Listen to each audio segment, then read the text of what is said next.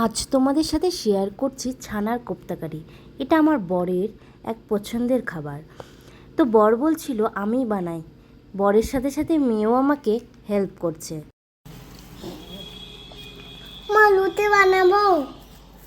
ছানাটাকে প্রথমে লবণ, হলুদ, শুকনো লঙ্কার গুঁড়ো, একটু জিরে গুঁড়ো দিয়ে ছানাটাকে ভালো করে মেখে নিয়েছে।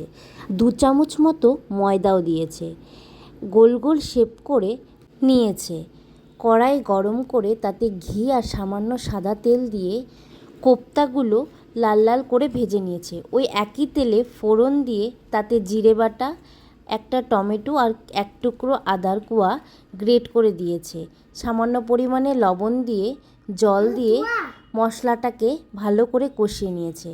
আগে থেকে সেদ্ধ করা রাখা একটা আলু গ্রেট করে দিয়েছে। পরিমাণ মতো লবণ, হলুদ, কটা কাঁচা লঙ্কা, সামান্য পরিমাণে আবার একটু জল দিয়ে মশলাটাকে ভালো করে আবার কষিয়ে নিয়েছে। ভেজে রাখা জিরের গুঁড়ো একটু দিয়েছে। মশলাটাকে কম হিটে কিছুক্ষণের জন্য ঢেকে রেখেছিল। যখন মশলা থেকে তেল ছেড়ে দিয়েছে তাতে পরিমাণ মতো জল দিয়ে ভেজে রাখা কোপ্তাগুলো দিয়ে দিয়েছে। কিছুক্ষণ ফুটিয়ে নিয়ে নামানোর আগে ঘি দিয়ে নামিয়ে নিলেই তৈরি হয়ে যাবে আমার হাজব্যান্ডের তৈরি ছানার কোপ্তাকারি। তোমরা একবার এভাবে বানিয়ে দেখতে